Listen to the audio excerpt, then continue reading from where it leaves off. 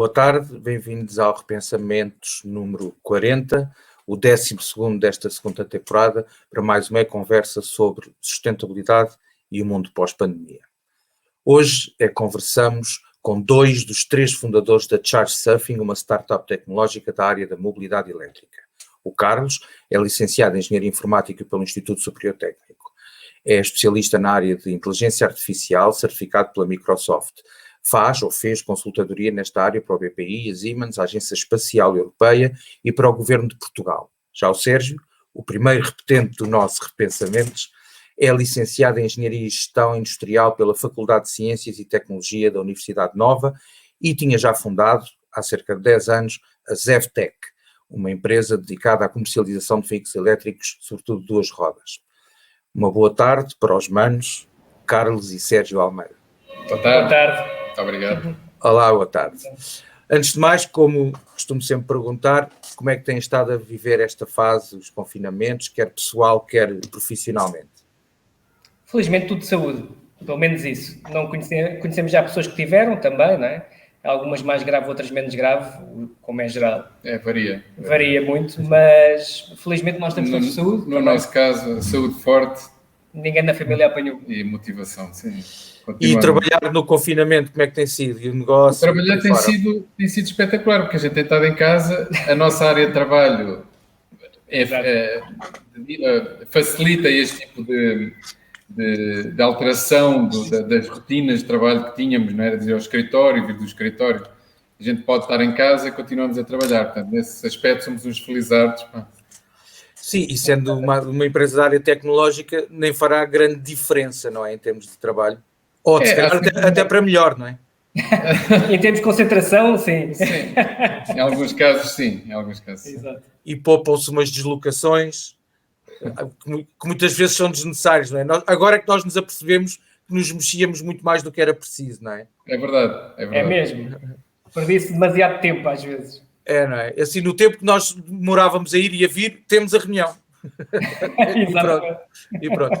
E como é, já vamos à Charge Surfing. Eu primeiro não podia deixar de pedir para me esclarecer uma curiosidade que eu tenho.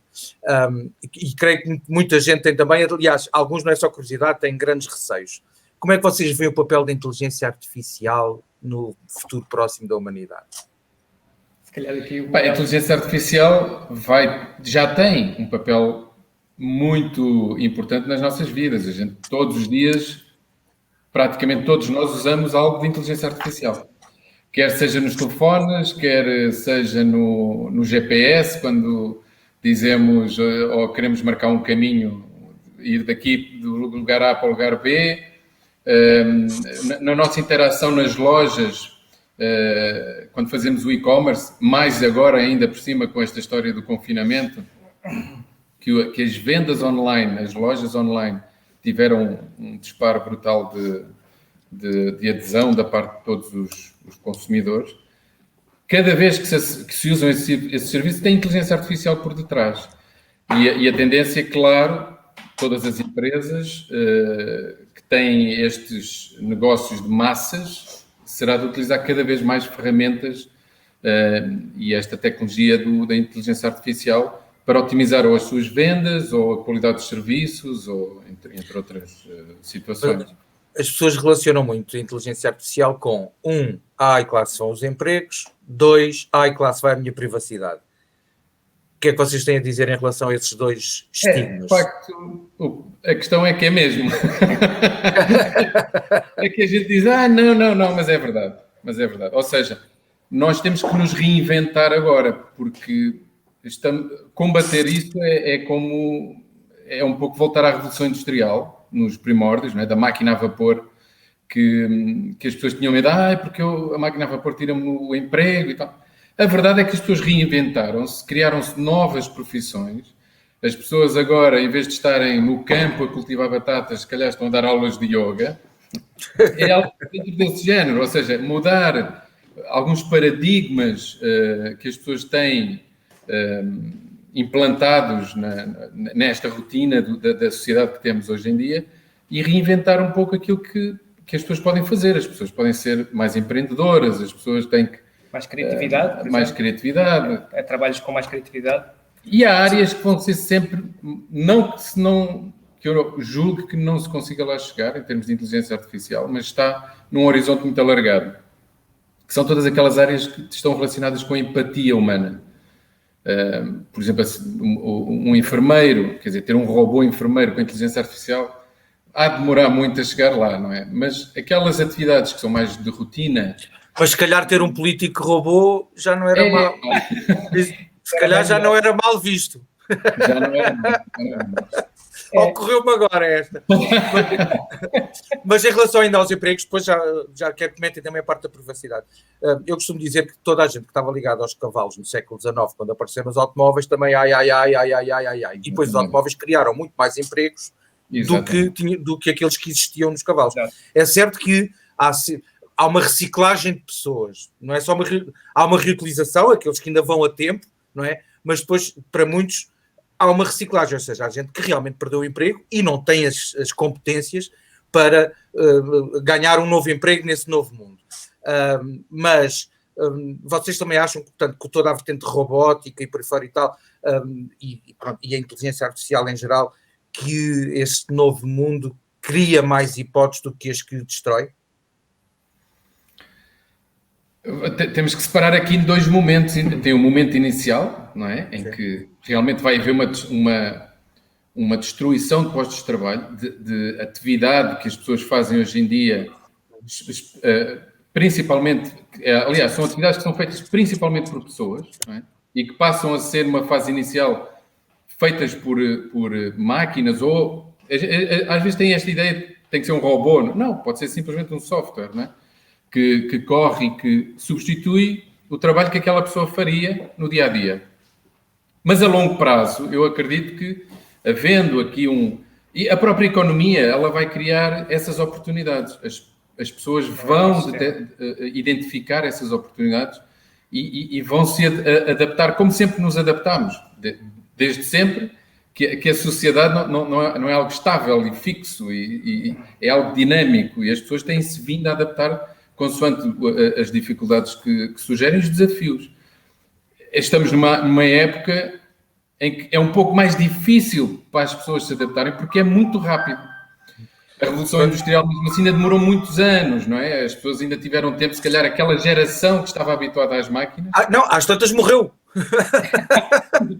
Quer dizer, é um pouco isso. Se calhar não tiveram que se adaptar, não é? Ou seja, rapidamente. Conformaram-se no fim da sua vida de trabalho que os filhos ou os netos já não seguiriam o mesmo estilo. No nosso caso, é um pouco mais difícil porque isto é muito rápido. Está a acontecer a uma velocidade em que as pessoas têm mesmo que se adaptar. Ou seja, quem hoje em dia faz determinada atividade que eventualmente vai ser substituída ou possa ser substituída por um software inteligente, essa pessoa tem mesmo que se adaptar, essa pessoa tem mesmo que ou ganhar novas qualificações, ir estudar, aprender uma profissão nova, identificar uma oportunidade e criar um negócio, mas tem que haver esta proatividade da pessoa, porque temos que nos reformular, não é? Ficar à espera e dizer, até o fim da minha profissão, até me reformar, isto não vai acontecer. Vai. É que há aqui também outra coisa a pensar, é que alguns trabalhos não são, de facto, trabalhos em que a pessoa se sinta valorizada. E esses são os primeiros que vão desaparecer e, de certo modo, ainda bem.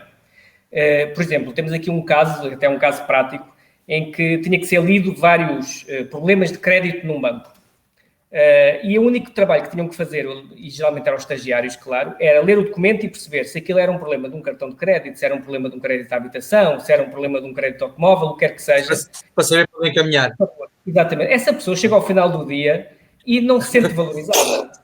Exatamente. Quer dizer, os primeiros empregos que vão desaparecer, de facto, são empregos que não deviam ser para humanos, porque por um ser humano, de facto, a fazer isto, não é bom, de facto. Este estagiário devia estar a servir de assistente a um advogado sénior e a tratar de coisas mais importantes e a aprender, porque este trabalho que ele está a fazer não lhe vai dar muito mais experiência, não lhe vai dar praticamente nada. E nós estamos a querer uma evolução pessoal e profissional constante, não é este tipo de trabalho que vai trazer isso. Portanto, e a parte da privacidade, que é o outro estigma. Essa questão essa é uma questão que não vamos conseguir fugir também, porque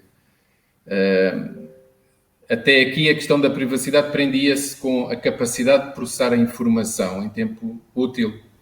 Ou seja, valeria a pena acompanhar onde é que cada pessoa estava no dia a dia para se fazer ali um relatório, se perceber, por exemplo, quais são os hábitos de compra de um determinado utilizador, não é? Se estivermos a fazer isto em papel, nem sequer compensa começar, porque é inconcebível.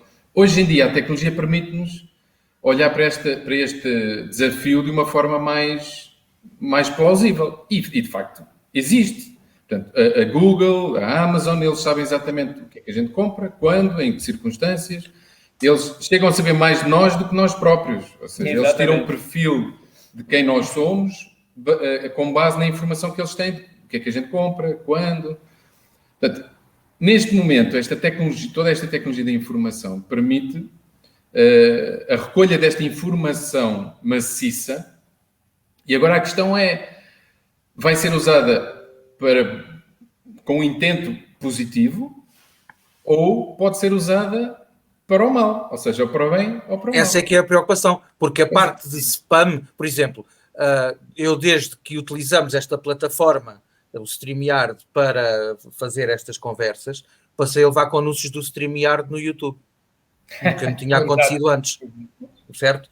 Pronto, porque eles já perceberam que eu uso, portanto, isto automaticamente já percebeu que eu uso, mas não sou eu o assinante. Provavelmente o Rui Mesquita da TV Amadora não deve levar assim tanto com essa publicidade, porque ele assim como assim já tem o StreamYard. Essa é uma parte que eu dou de barato. Preocupa-me um bocadinho mais quando, se isto chega a ser tão personalizado a este ponto, como é que nós conseguimos controlar que não seja mal usado, não é? Esse é o desafio que temos à nossa frente. E isto pode ser... quer dizer, quem souber como resolver este problema vai ter muito sucesso daqui para a frente.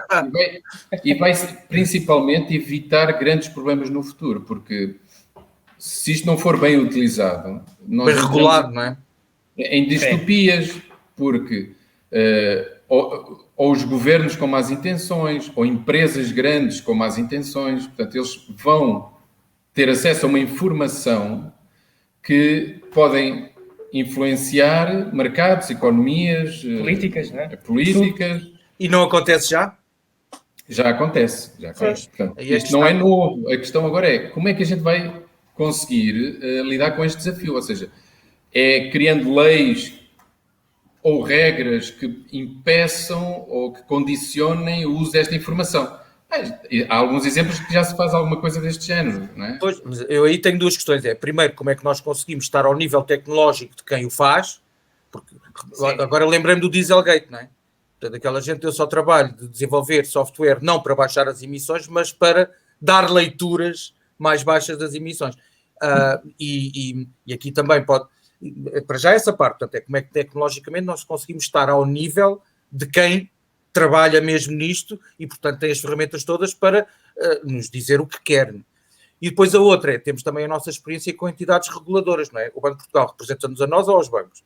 A entidade reguladora de energia representa-nos a nós ou aos operadores de energia? Exatamente. E chegamos normalmente à conclusão que as coisas estão um bocadinho ao contrário, não é? Exatamente, é verdade. Portanto, eu até costumo brincar... Como é que nós regulamos isto para termos uma regulação que não seja a favor de quem quer abusar e sim do cidadão?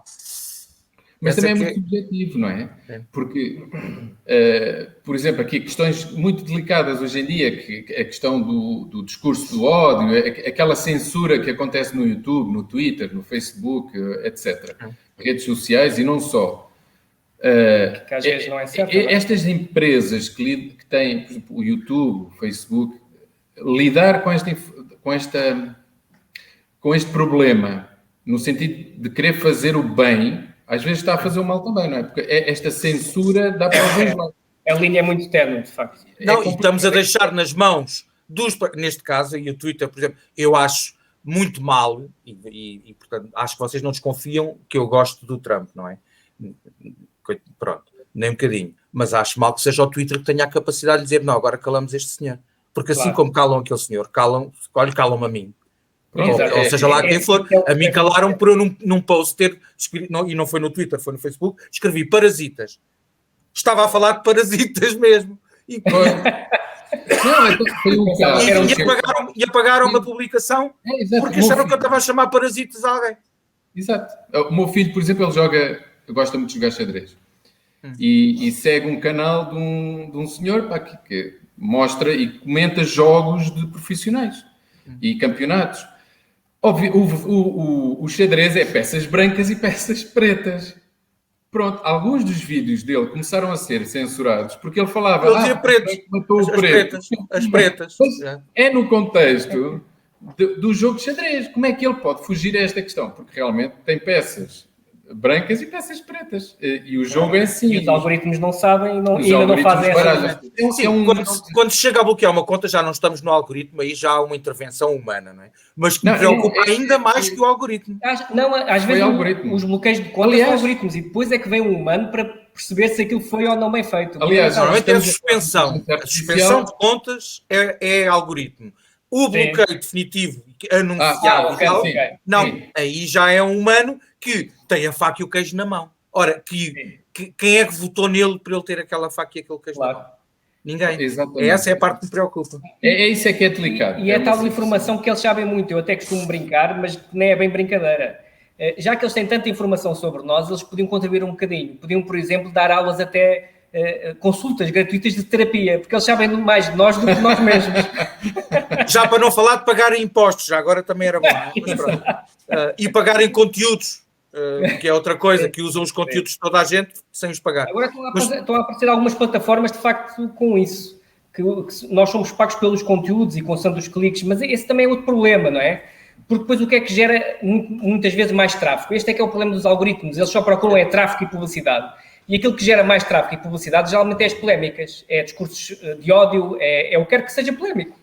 E através disso, quer dizer, eles vão dar mais ênfase a este tipo de tráfego do que outra coisa, como uma conversa amigável, do que tem 2 ou 3 comentários. Mas, por exemplo, aquele post é super importante e tem ali um conhecimento muito valioso, e depois um post que é uma parvoíce qualquer de alguém a insultar alguém, tem 1 milhão de visualizações e passa por todo lado. E que não deixa de ser significativo também que este bloqueio, por exemplo, do Trump e não só, e de outras pessoas da pandilha, foi agora, já no fim, ou seja, quando as polémicas e tal já o transcendem, já não é ele que as faz, ou seja, até lá deixaram estar, porque o tráfico que aquilo gerava.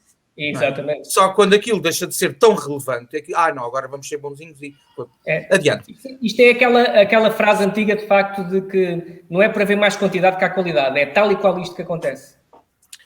Pois, e é a diferença, eu estou na área de comunicação há muitos anos, é a diferença entre notoriedade e visibilidade. E hoje em dia nós trabalhamos a visibilidade, ponto. Acabou. Não, notoriedade é uma coisa, é um luxo, é um nicho, e depois há formas de trabalhar esses nichos. Nós hoje em dia queremos não sei quantos milhões de visualizações e está a andar. Mas depois eu costumo dar o exemplo do trabalho que eu fazia, por exemplo, a clientes que participavam em feiras, que eu dizia-lhes, não, assim não lhe interessa ter 50 mil pessoas a passarem no stand. É preferível ter 5 com potencial para serem seus clientes do que os 50 mil. Porque ao passarem os 50 mil, aqueles 5 vão para o outro lado qualquer. Aqueles 5 até lhe vinham mesmo dar dinheiro. E ser seus potenciais clientes. Não têm paciência para estar ali na fila e ele vai com o pessoal do saquinho de plástico e vão-se embora. E isto era uma guerra. E muitas vezes nisto, mesmo comercialmente, as agências de publicidade e o pessoal do marketing, eu acho que está um bocadinho enganado. Porque porque interessa é aquele, vamos associar-nos àquele influencer, que agora é lindo, porque tem não sei quantos milhões. E depois vai saber, daqueles quantos milhões, não sei quantos milhões, quantos é que são reais potenciais clientes deles? Se calhar ninguém. Claro. Mas criou-se o barulho e criou-se a visibilidade. E pensa-se que isso é tudo. Esse é o problema. Não é? Olhem, já vamos em 20 minutos e ainda não falámos zero de mobilidade. Mas pronto, mas também é a primeira vez que apanho aqui alguém realmente especializado em inteligência artificial e não queria perder a oportunidade. Vamos então para a mobilidade. Antes de mais, e antes de irmos para a chat surfing, como é que vocês têm visto a evolução de políticas, mentalidades e comportamentos? É mesmo um 3 em 1, que agora é para ser rápido. A evolução das políticas, das mentalidades e dos comportamentos nestes últimos anos? Tem havido evolução, pelo menos isso já é um bom sinal. Agora, não tem sido, na minha opinião, não tem sido tão boa como deveria ser. Continua-se, por exemplo, a minimizar os veículos de low profile, os veículos leves, como as bicicletas e as motas, por exemplo. Quer dizer, uma moto e uma scooter têm o mesmo apoio que tem uma bicicleta, é ridículo, nesse aspecto. Vá lá que para as empresas continua bem, porque as empresas agora também aumentaram para os veículos comerciais, é um bom sinal. E reduziram-nos de passageiros? Pois, mas reduziram nos passageiros, mas as empresas também mas é bom, estava a ser um bocado abusivo, não é? Também já tem outros incentivos, como o IVA, etc., já é muito bom. Agora, nos passageiros, nos comerciais ainda tem mais, portanto continua e é excelente, porque são esses... E aí que está a grande pegada. Exatamente, são esses que andam todo o dia de um lado para o outro. Nas motas e bicicletas continua a ser ridículo, de facto o valor é muito, muito reduzido. De resto, o que é que tem sido mais importante para mim? Tem sido a percepção que as pessoas têm dos veículos elétricos. Tem mudado imenso nos últimos anos. E todos os anos eu vejo diferenças. Pessoas que nem o podiam falar, que diziam que eram torradeiras ou outros eletrodomésticos e carrinhos de golfe, vem agora o veículo elétrico não só com bons olhos, mas vem com uma hipótese de virem a comprar um. Pessoas que na altura eram totalmente os petrolheads, né, como nós falamos. E isto é muito bom sinal. É muito bom sinal porque quer dizer que já há uns anos nós sabíamos que isto não ia parar, mas agora temos a certeza que não irá parar e tem sido muito bom ver estas notícias quase todas as semanas de marcas a dizer que vão mesmo cancelar veículos a combustão. É excelente para todos nós. E as leis? Há países que estão Eu falei só em mobilidade e a seguir ia-vos perguntar, então na mobilidade elétrica, mas não deixa de ser elucidativo que vocês foram para a mobilidade elétrica e pronto. É normal, é a vossa área. Mas há muita gente que está a fazer esta confusão, quando a mobilidade elétrica, na realidade, é uma pequena parte da mobilidade sustentável. E por isso é que eu falei também em comportamentos e mentalidades. Mas já agora, e isto acho que serve para a mobilidade elétrica, acho que as coisas estão um bocadinho melhor, para a mobilidade sustentável em geral, vocês não têm a mesma percepção que eu, que é isto da pandemia, por um lado veio acelerar o processo de evolução das mentalidades, mas provavelmente vai atrasar o processo de evolução dos comportamentos. E da economia. Por isso, esse é um dos fatores, não é? Portanto, nós ficamos mais conscientes de que temos que evoluir e utilizar mais transportes públicos, utilizar mais partilhados, perder o automóvel individual, então, perder o seu peso e por aí fora, mas a decalagem entre essa evolução e as práticas, se calhar ainda vai aumentar, não é? Sim. Não acham? A pandemia vai ter, se calhar, ter esse efeito. Lá está, há vantagens e desvantagens, não é? Em termos de mobilidade, as pessoas realmente... então, há quase 2 anos, não é? 1 ano e meio, que as pessoas estão paradas. Não é? Anda quem tem que andar mesmo. Quem não anda, olha para o carro como agora é um extra. Quer dizer, mas eu agora tenho ali um carro parado.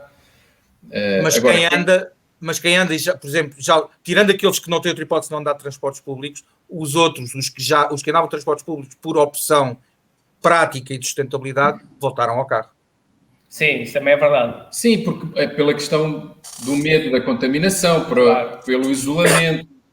Por outro lado, a qualidade, ou seja, o número de pessoas que usam os transportes públicos também reduziu, o que melhora a percepção da qualidade do serviço de transportes públicos. Portanto, isto tudo a gente ainda não sabe bem como é que isto vai acabar por dar qual será o resultado disto, não é? Sim. Temos de esperar para ver. O tempo dirá.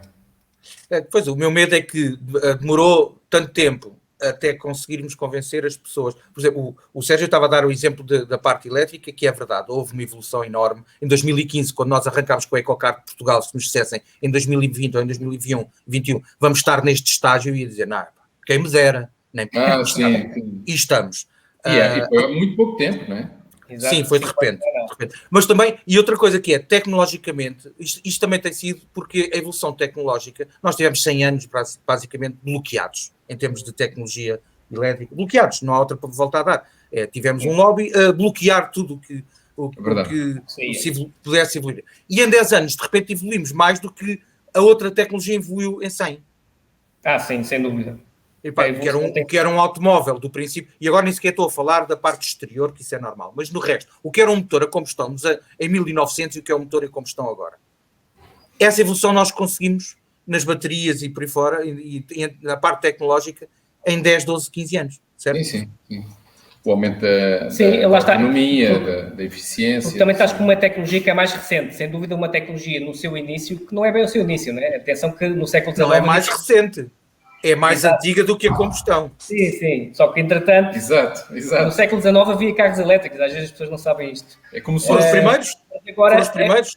E curiosamente, muito usados, outra coisa que também as pessoas não sabem, muito usados a nível rural, curiosamente, mais até do que urbano, de máquinas e por aí fora, etc. Bastante usado, mais do que a combustão inicialmente. Exatamente. Depois é que, no fim do século XIX, descobriram-se as grandes jazidas de petróleo, o petróleo ficou baratíssimo. E era baratíssimo, claro. E acabou-se. E pronto. E nos anos 20 do século XX, os últimos malucos que continuavam ali a batalhar pelo elétrico faliram, morreram, enforcaram-se e acabou. Mas foi. Mas é tal reinvenção que era inevitável voltarmos a algo como os veículos elétricos. A gente hoje em dia percebe que é. Sim, sem dúvida. Até por causa da eficiência, não é? Pois. Só isso. Mesmo não pensando na questão ambiental. A eficiência do motor elétrico comparado com o de combustão é ridículo, não é? Claro. É o triplo. Exato, ou mais. É o triplo. O melhor dos melhores dos motores a combustão, 24 válvulas, biturbo, etc., se chegar aos 35% de eficácia energética é uma sorte. O pior dos piores do motor elétrico, um motor de elevador de 1900, tem 85% de eficácia. E os nossos carros, por exemplo, têm 96%. Ou seja, o que se produz ali é o que chega à roda, quase. Nesta diferença tem que se revolucionar também tudo o que está atrás. E o que é que está atrás? É tudo o que é o abastecimento do veículo a combustão. Nós não podemos imitar aquilo que aconteceu anteriormente com o abastecimento do veículo a combustão. Não podemos deixar que se criem novamente oligopólios e que haja outra vez meia dúzia de empresas a ganharem com isto. Sim. Portanto, esse foi um dos nossos objetivos. E é um dos objetivos de outros, como é óbvio. Que Sim, mas olha, é exatamente isso. Os carregamentos de autonomias são os temas mais frequentes. E, portanto, já que foste por aí, antes de mais, então o que é charge surfing?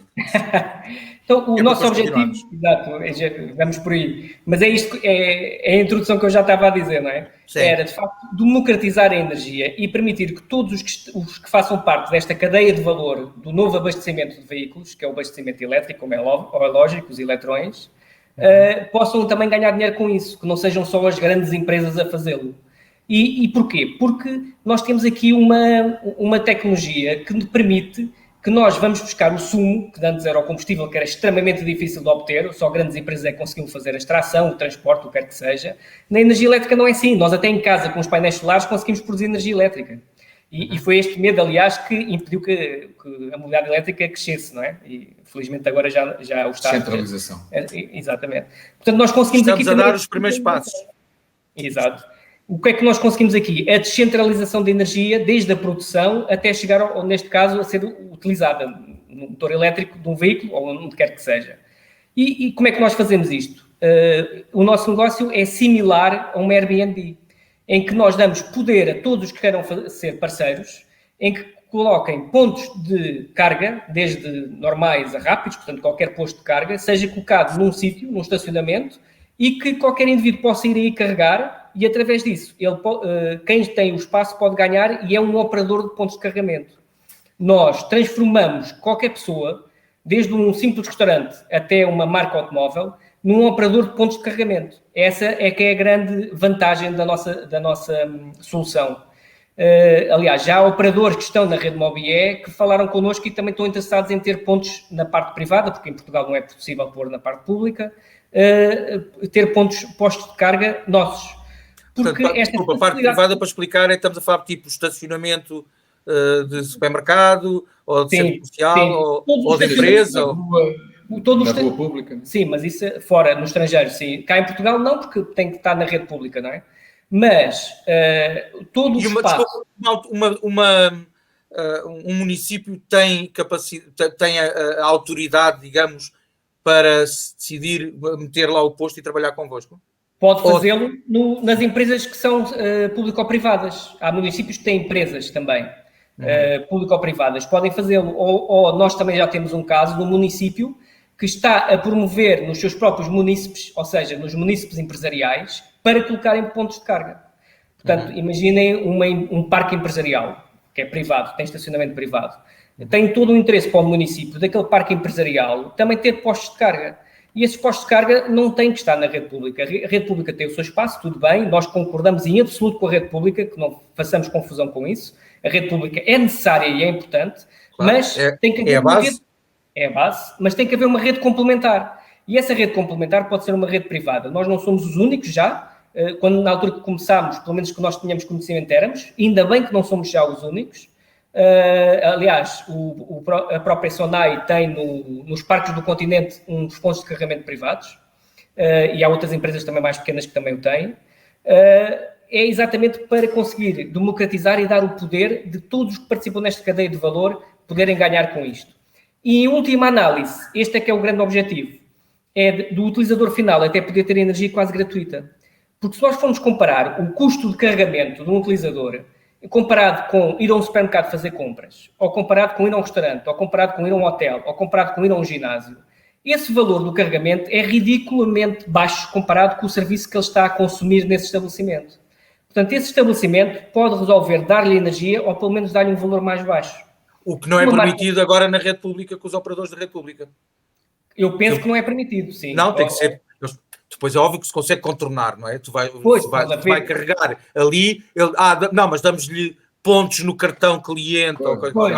Agora, na tarifa não é permitido. E, portanto, isso abre todo outro mundo de possibilidades. E reparem, uma marca automóvel. Nós, por exemplo, estamos a falar com uma marca automóvel.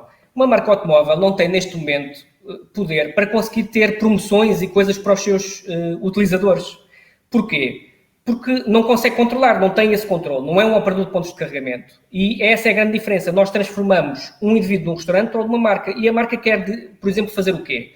Quer ter valores diferentes para os seus utilizadores, ou seja, para os que têm os seus veículos, a marca dos seus veículos, e querem ter também promoções, como, por exemplo, comprar um veículo, um modelo novo, e ter 6 meses de carga gratuita nos concessionários. Isto já existe lá fora em alguns sítios, cá não existe. E é possível fazer isto cá como? Descentralizando de facto a energia, deixando abrir o mercado completamente e permitir que todos possam ganhar nesta cadeia de valor. Este é que deve ser o objetivo, que participem. Este é que deve ser o objetivo principal, exatamente como tu disseste anteriormente. Às vezes há dúvidas, não é? Do que é que algumas associações, do que é que algumas autoridades de mercado de facto estão a defender. Se estão a defender os utilizadores ou se estão a defender de facto os grandes, não é?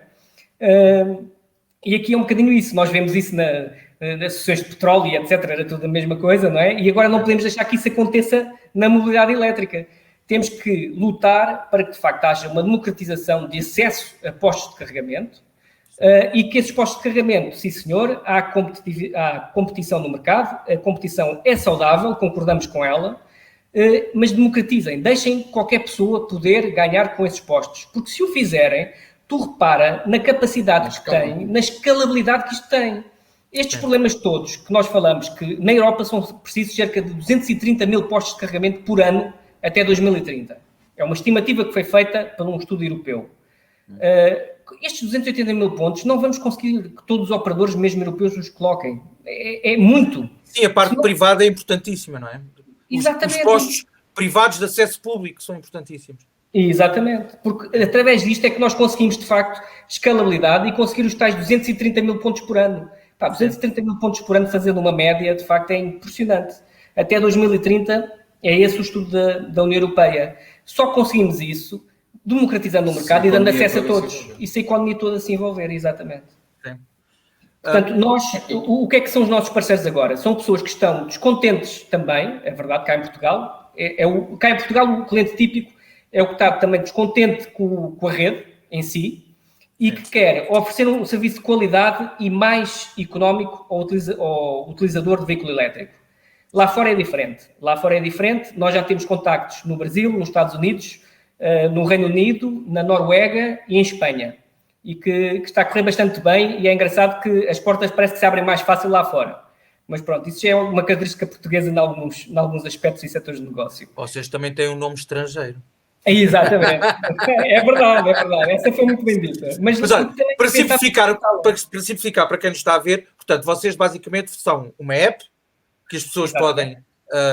e, portanto, a montante tem os potenciais fornecedores de energia em qualquer lado e, portanto, que há de estar no posto de carregamento, há de estar um dístico ou alguma coisa para a pessoa saber que naquele ponto pode carregar através da vossa app. É isto, basicamente? Exatamente. É assim. Na prática, nós até costumamos dizer assim, portanto, quem tem carro elétrico e necessita de carregar o carro em casa ou no negócio, né, portanto, ou em casa ou no seu próprio negócio, vai ter que investir num carregador.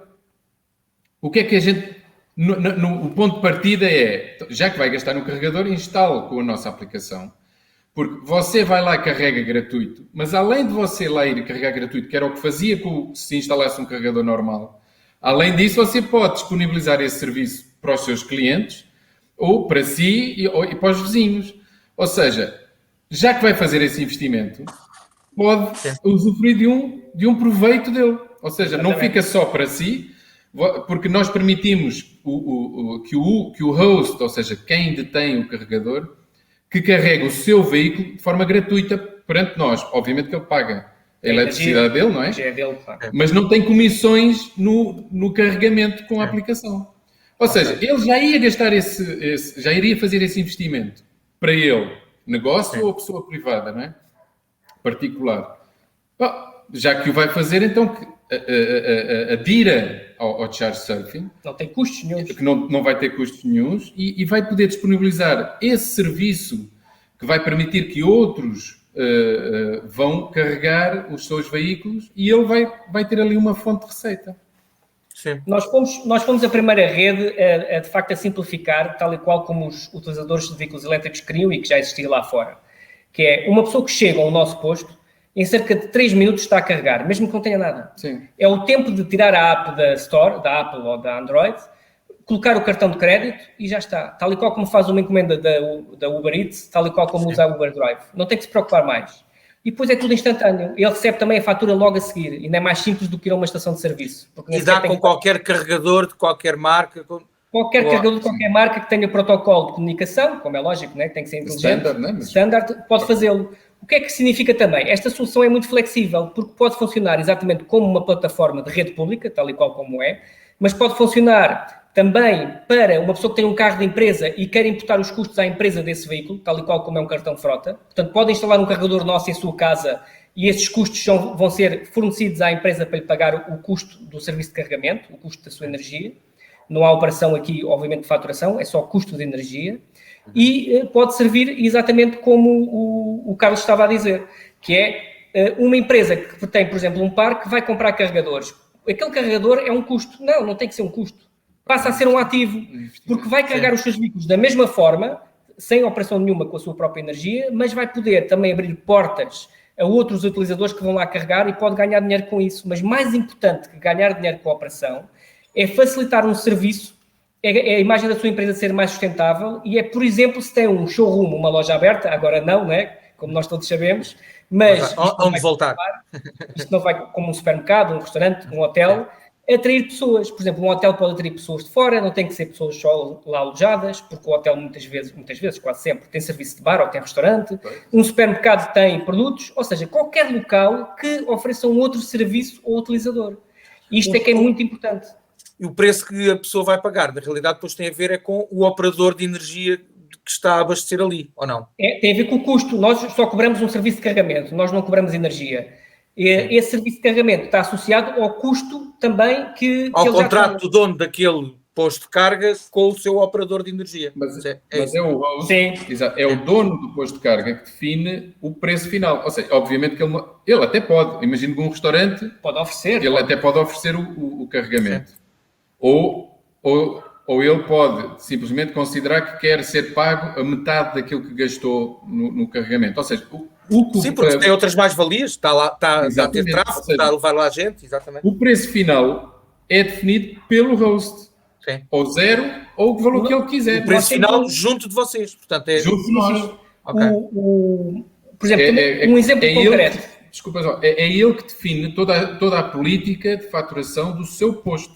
Portanto, ele tem toda a liberdade de definir as políticas que entender. Exatamente. De horários, de preço.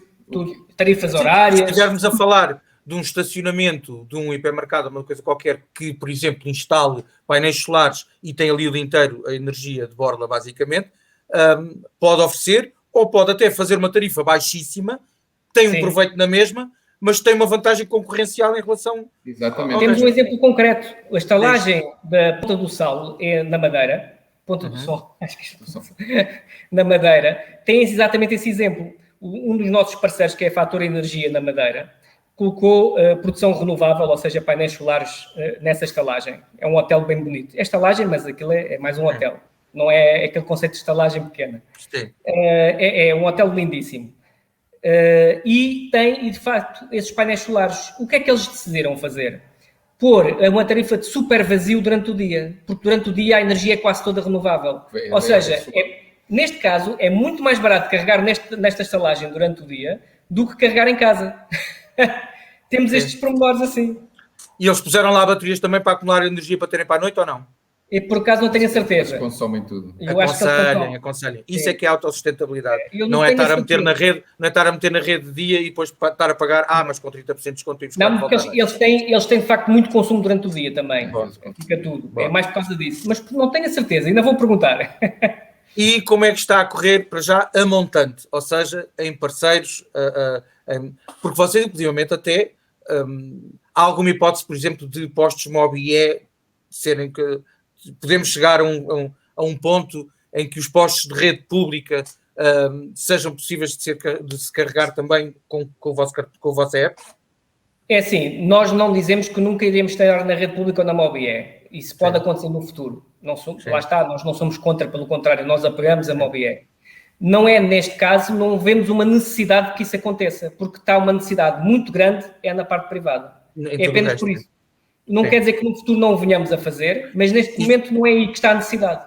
E estão a ter muita adesão a montante, ou seja, a impostos? Sim, cada vez mais, felizmente. E temos 2 parceiros muito grandes em Portugal interessados. Nós também estamos à procura de investimento, neste caso na nossa empresa. Vamos ter novidades muito em breve também sobre a colocação de postos de carga. Há várias empresas interessadas em investir connosco. E, neste caso, também há 2 parceiros muito grandes em Portugal que estão interessados em colocar vários postos de carga. Nós não podemos dizer, não é? Porque, obviamente, estávamos aqui... Mas deixem-me perguntar-vos se, por exemplo, uma empresa que o que faz é colocar postos de carga. E há vários modelos de negócio aí. Há os que vendem os postos, ponto final, acabou. E agora há outros até que o posto até em princípio fica de borla e depois dá uma percentagem da energia, da faturação de energia ao dono do espaço e ficam eles com o resto. Para não estar a nomear empresas. Mas há estes modelos de negócio. Faz sentido, tanto para um como para o outro, trabalhar com vocês? Sim, nós temos operadores da rede MOBIE que estão interessados em colocar postos em sítios privados. Sim. Portanto, se eles próprios é que vieram ter connosco. Portanto, é porque faz sentido, de facto. Porque lá está... E para os que vendem postos de carga?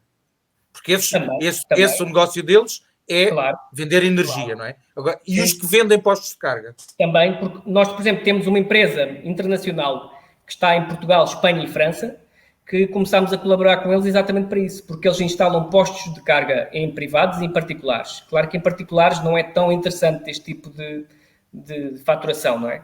Mas em privado, sim, em empresariais, sim. Portanto, eles instalam estes postos de carga. Nós estamos muito satisfeitos com esse aspecto, porque temos tido, de facto, vários contactos, nós também estamos à procura, como é lógico, mas também temos tido vários contactos que têm vindo ter connosco, que têm este espírito de missão também, ou seja, têm este espírito de democratizar a energia e permitir que todos ganhem nesta cadeia de valor. E para isso, empresas que instalam postos de carga, sem dúvida, operadores que já existam, tanto na rede pública como não, como é o caso desta empresa, que também não é só rede pública, faz todo o sentido, porque aquilo que nós estamos a oferecer é um alargamento de serviços, e um alargamento de serviços que vai permitir que o utilizador final seja melhor servido. E este é o objetivo desde sempre da nossa solução quando a criámos. É a descentralização e, através da descentralização, conseguimos ter um valor mais competitivo e muito mais agradável para o utilizador final. Tão mais agradável que poderá até ser gratuito. A própria experiência do utilizador é muito melhor, porque ele quando a aplicação, como é que funciona? Você instala a aplicação, registra o cartão de crédito e depois lê um QR Code no próprio carregador e ativa pela aplicação. Pronto, e depois é só ligar o carro ao carro. Portanto, esta experiência do utilizador para já facilita a adesão, não é? Mas depois o que é que acontece? Ele sabe exatamente quanto é que está a carregar e sabe exatamente quanto é que vai pagar. Não há aqui uma confusão de valores e comissões e taxas e impostos. Não, ele diz, olha, eu quero carregar 5 euros. Pronto, carrega 5 euros. E aquela energia a montante, a menos que seja vinda dali, não é? Captada ali, se não for captada ali, há de pagar os seus impostos algures no outro sítio qualquer. Claro que sim, ninguém está aqui. Aliás, e é eu acho que vocês são um negócio, mas um negócio de interesse público, que não tivemos pruridos nenhum em convidar-vos, porque faz parte da nossa missão. Não, é o normal. Nós estamos cá para exatamente, nós não, mas para ajudar quem ganha dinheiro com negócios sustentáveis. E no vosso caso, além de estarem numa área sustentável, ainda vem democratizar e complementar e uniformizar também, porque o ser coep e tal também ajuda, a área dos carregamentos, que é um dos grandes ainda estigmas da mobilidade elétrica. Saindo agora um bocadinho da charge stuffing e voltando ao mais abrangente, até porque já devíamos ter acabado, ainda aqui estamos. É porque a conversa é boa. É verdade. O que é que vocês acham em termos de autonomias, de evolução e de carregamentos? Qual é a vossa previsão em termos de evolução? Já estivemos a falar de como é que foi até aqui e agora, para o futuro, como é que vocês acham que isto vai evoluir? Quer nos carregamentos, quer nas autonomias dos veículos elétricos, os dois grandes estigmas. Sim. É assim, em termos de veículos, eu acredito que pelo menos até 2030 ou ainda mais, a Tesla continua a ser líder. Não só em termos de vendas, mas em termos de tecnologia. Isto é o que parece. E agora, em termos do resto, é excelente. É tão agradável nós vermos as marcas entrar. Porque, eu não sei se recordas, mas principalmente no início da década, ou seja, da década passada, havia marcas que desdenhavam completamente os veículos elétricos. Completamente. Que até quase que era um gozo. E até gozavam com a própria Tesla e diziam que aquilo ia falir, que ia ser uma desgraça completa. E agora, eu não estou contra essas marcas, pelo contrário. Eu estou super satisfeito que tenham aberto os olhos e que tenham visto que isto é o caminho a seguir. E isso deixa-me super satisfeito e otimista com o futuro. Porque todos eles vão ter uma oferta de veículos elétricos que vai dar para todos os gostos. Era muito mau se fosse só a Tesla a única no mercado, como é lógico. Era terrível, porque não havia uma escalabilidade, nem havia uma massificação. Assim, com todas estas marcas, vai haver veículos para todos os gostos, para todos os gostos, para tudo. Para todas as carteiras. E também. Essa é que é a parte. A Tesla está a preparar um veículo de $25 mil. Que vai continuaram a ser para todas as carteiras. Claro. Lá está. Nós temos aqui que jogar com a capacidade de autonomia. Hoje em dia compras carros fantásticos, mas a combustão por 14 mil, 13 mil, 15 mil. E enquanto não tivermos elétricos, e a questão é que já há, na China já compras carros elétricos citadinos a 5 mil euros. Pois não estão a deixar vir para cá, porque são muito perigosos. Não passam nas regras europeias. Mas lá está, tem que haver um compromisso entre aquilo que tu de facto queres pagar e a autonomia que pretendes. Porque aquilo que nós ouvimos às vezes algumas pessoas dizer, hoje menos, era tipo, eu só compro um veículo quando tiver 1000 km de autonomia. Havia esta coisa de dizer... Para fazer 30 por dia. Exatamente. Aí é que está. Tudo depende. Se eu quero fazer 30 por dia, eu não preciso de um Tesla, se calhar. Se eu não quero gastar, posso querer um Tesla, porque posso querer luxo. Mas se eu não quiser gastar muito dinheiro, vou comprar um carro de 15, 20 mil euros. Se, de facto, eu quiser uma coisa e fazer mais viagens, ou mesmo que ande 30 km por dia, mas quiser ter uma coisa boa, obviamente, lá está, nós não temos que julgar ninguém por aquilo que quer, não é? Pelo prazer que lhe dá a compra do que quer que seja. Todos têm que comprar consoante as suas posses, e infelizmente às vezes não acontece, né? Há muitos créditos e gostos. Mas pronto. Portanto, mas a fasquia tem que baixar a nível financeiro, temos os Papa Reformas, é o tipo de veículo ideal para ser elétrico. E não há. É verdade, pronto, é verdade. E coisa, não há cá. Mas pronto. Não há cá. Sim, não há cá. Pronto. Mas para começar, acho que há mais marcas a fazer. A Renault também começou com aquele Twizy e aquela coisa, mas de facto devia ter sido. Aquilo era um brinquedo. É uma pena. A questão é que quem comprava aquilo é a mesma pessoa que tem dinheiro para comprar um topo de gama, não é a mesma pessoa que tem aquele dinheiro para comprar um veículo. Aquilo era um veículo, mas pronto. Olha, mas marcas estão a acordar para isso, para conseguir também ter veículos mais pequeninos. E saltando direto e à bruta para a última pergunta de sempre, eu ainda tinha mais coisas para conversar, mas não pode ser mesmo. O que é que vocês acham que cada um de nós pode e deve fazer? E isto vai demorar o dobro do tempo, vocês são dois. E quero ouvir os dois. O que é que acham que cada um de nós pode e deve fazer para melhorar o mundo que tínhamos antes? Para melhorar, desculpa? O mundo que tínhamos antes. Como é que cada um de nós pode ajudar a que isto melhore? A mudança do mundo começa por cada um de nós. Ou seja, é uma mudança interior. Portanto, nós temos que tomar os comportamentos e as atitudes que achamos que são as esperamos de todos. Portanto, temos que começar por nós. E em termos de eficiência, de consumo, de desperdício, temos que a pouco e pouco adotar comportamentos responsáveis, influenciar aqueles que estão ao nosso alcance para que o façam, explicar o porquê, não é? Porque às vezes não é só impor os comportamentos ou criticar, mas dar o exemplo. No fundo é isto, ou seja, começa por cada um de nós. Se cada um de nós tiver essa consciência e para quem tem filhos ou sobrinhos ou conhecidos, ir explicando, ir abrindo os olhos com informação, com conselhos, e principalmente com o seu exemplo, porque de outra forma uma pessoa dizer fazer B não vai funcionar. Portanto, nós tentamos todos os dias adotar esse comportamento, quer seja na nossa vida pessoal, familiar,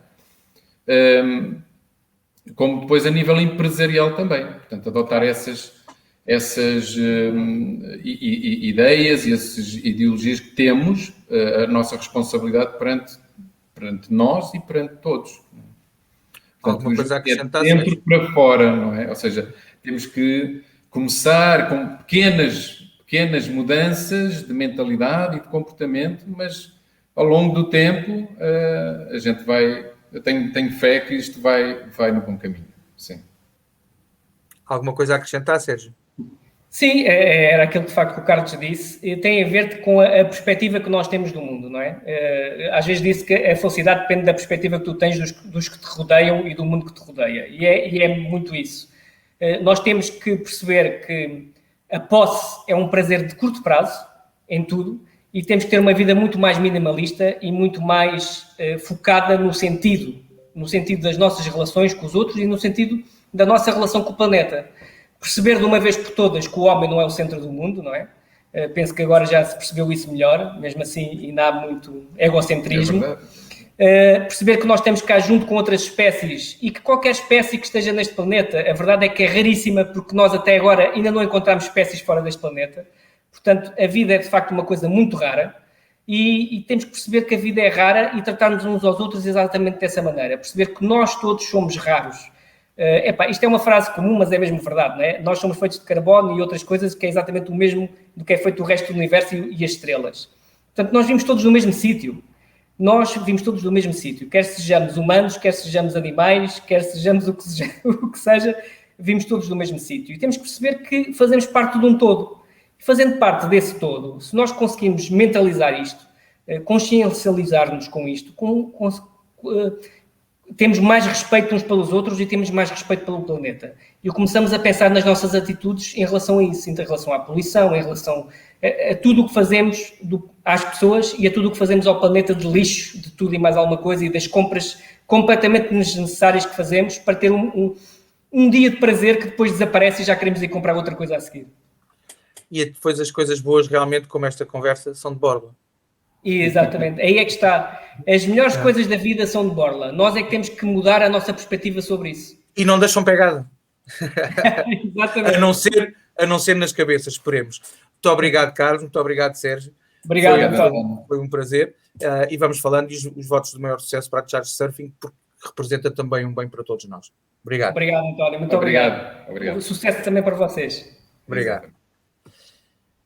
Na próxima quinta-feira vamos ter mais uma convidada muito especial. Nada mais, nada menos do que Elizabeth Jacinto, a conhecida e acarinhada piloto de motas e caminhões com carreira internacional. Vamos conhecê-la melhor e às suas perspectivas em relação às mulheres no desporto, à evolução dos desportos motorizados e, claro está, à sustentabilidade no geral. Para já, por hoje, fique saudável e aproveite também para repensar. Até sempre, até já.